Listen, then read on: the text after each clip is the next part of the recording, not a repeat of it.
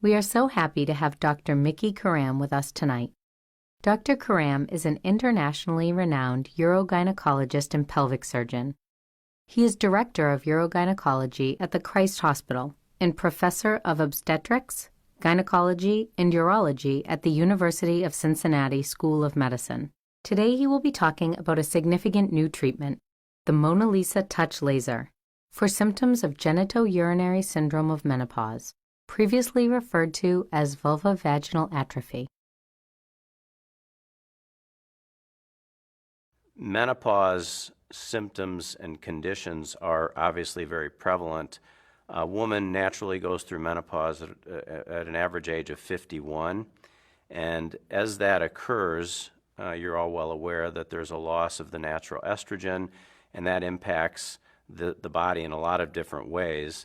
One of the areas that it impacts that I think is not really talked about a lot is the pelvic floor, and specifically the vaginal skin and the vulvar skin.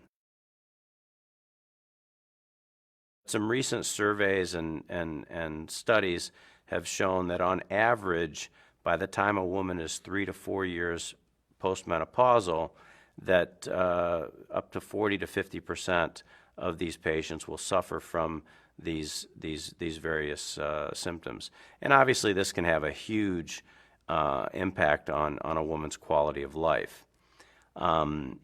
If we look at the demographics of our population in this country, the largest segment of our population growth-wise is the female above the age of 60. And so this is a huge therapeutic area. Another big component of this are patients who develop breast cancer. Obviously, breast cancer survivors very commonly cannot take any estrogen supplementation, and many times they're placed on therapies that actually antagonize the estrogen that's in their body. So this is, again, a very large segment of our female population that continues to suffer in silence from these various symptoms.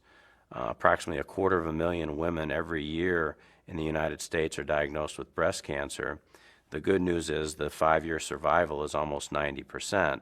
The bad news is these patients really, up until recently, have not had any options to treat these local symptoms. Currently available treatments for this very common condition are obviously estrogen supplementation. The challenges with local therapy are many. One is there's always an issue of compliance. It's difficult to get a woman to stay on a cream or a tablet on a regular basis. So they're tedious, they're messy, and unfortunately they're very expensive and many times not covered by insurance.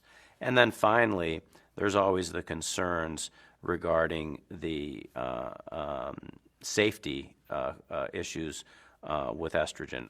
And then finally, most women are left with basically a variety of moisturizers and lubricants that are over the counter, and they sort of do do the best they can to get by on a daily basis with this.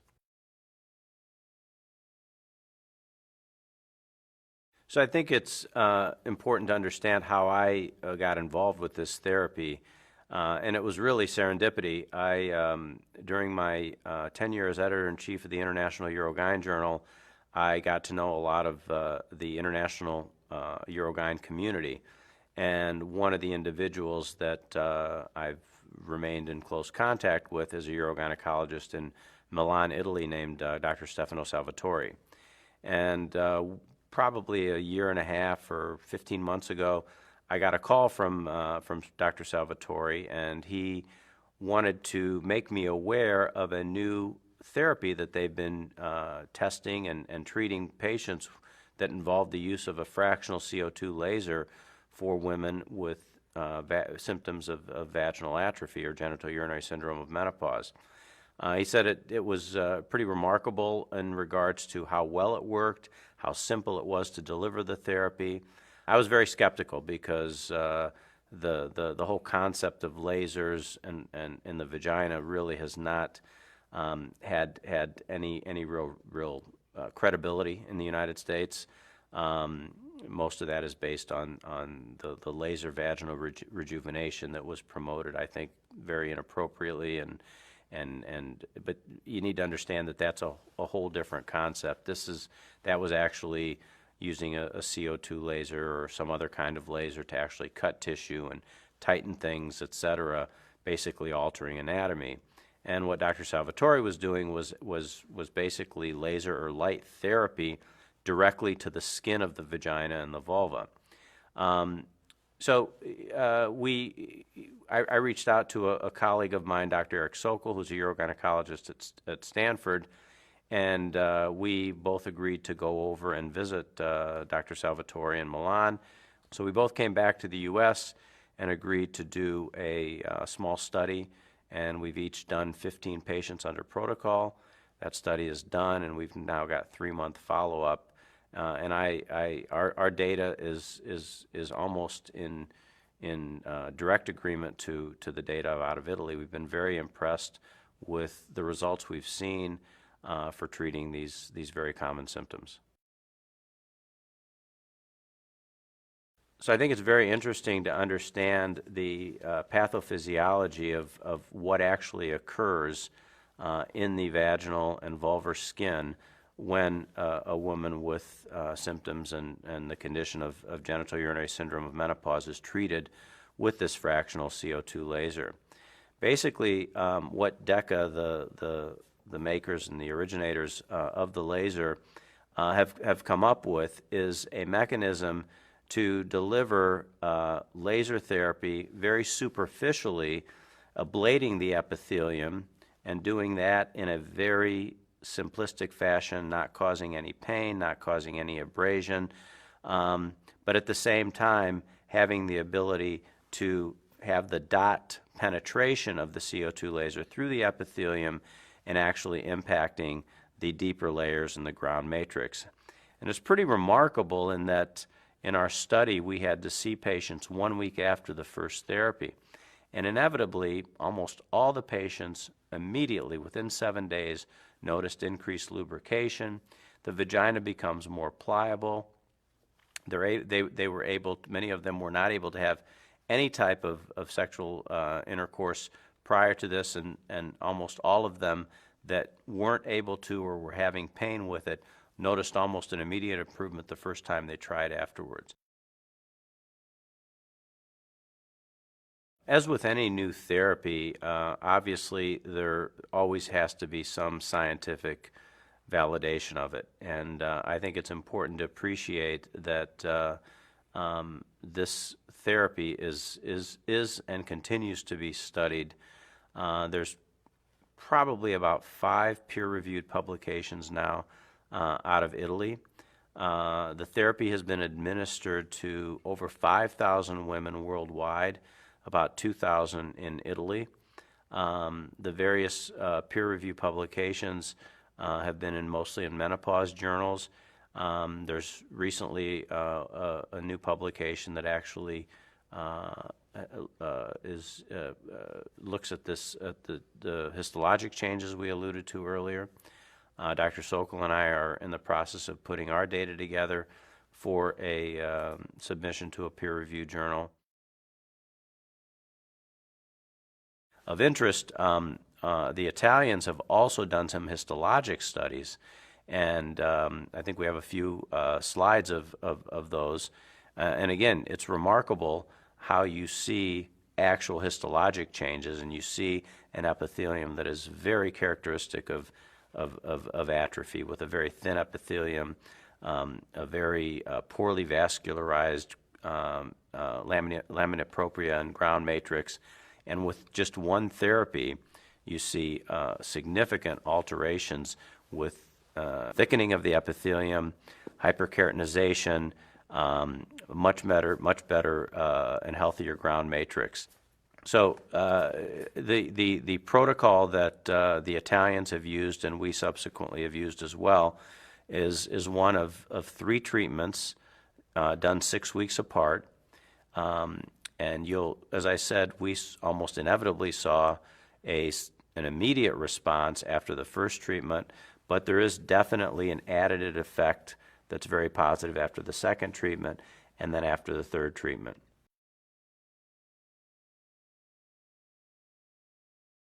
My experience with the Mona-Lisa touch therapy, as I mentioned, has been the protocol that we did, or the study of 15 patients, and all those patients were treated 3 different times. And now, since we completed that study, I've now treated probably in the range of 20 or 25 women off protocol. To date, I've not had any issues with pain. We've not had any problems inserting the probe and actually delivering the laser therapy. And again, many of these patients are very dry and their vaginas are somewhat on the tight side because they're very atrophic. This animation sort of demonstrates the actual mechanism of how the laser therapy is delivered. You can see that the probe is inserted to the top of the vagina. You need to get a rough estimate about how long the vagina is, and the therapy is delivered at 1 centimeter intervals as the probe is withdrawn through the vagina. Of note, you end up only treating about 10% of the surface area of the vagina, but the effect is on 100% because you do get this sort of thermal spread. But again, the entire therapy takes in the range of 5 minutes at most, and to date we've not had to provide any type of anesthetic or analgesia post-op. Patients obviously walk in and walk out of the office without any issues. One of the other things that's very, I think, impressive about this therapy is that there's really no post-treatment restrictions. Short of probably avoiding intercourse for a day or two, patients can otherwise do whatever they want literally immediately after the therapy. As I said, it was a very rare event that any women had any feelings of sensitivity or pain after the therapy. It was impressive that we talked to a lot of the patients, and many of them were more than willing to give testimonials. It was very impressive to hear them, in their own words, state sort of how this has impacted their life. And one of the women that was in our study, Patty, is going to talk a little bit about that right now.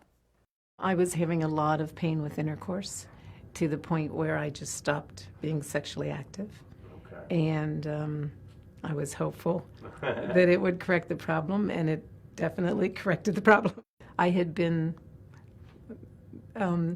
trying to be sexually active for a couple of months prior to the first treatment with no success, way too much pain. I tried multiple things. I did the patch, I did creams, I did oral medication. But in all honesty, I didn't stick with it long enough to see if it would have any impact. There's no pain, no discomfort. It's really, there's nothing to it. And I definitely saw results pretty much immediately. Okay. And continue to see even better results. Well, the improved intimacy definitely impacts a lot of aspects of my life. I'm happier. He's happier.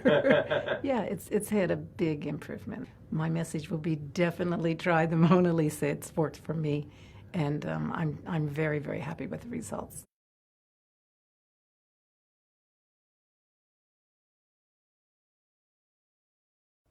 So to sort of summarize, the Mona-Lisa touch therapy has been an extremely well-received addition in our practice and at the Christ Hospital. The therapy is not only being delivered by myself now, is being delivered by a variety of other gynecologists. Our breast cancer surgeons and medical oncologists are now well aware of the therapy and are routinely referring patients that are good candidates for this. So it's been a very nice addition to the armamentarium of various therapies that we offer patients.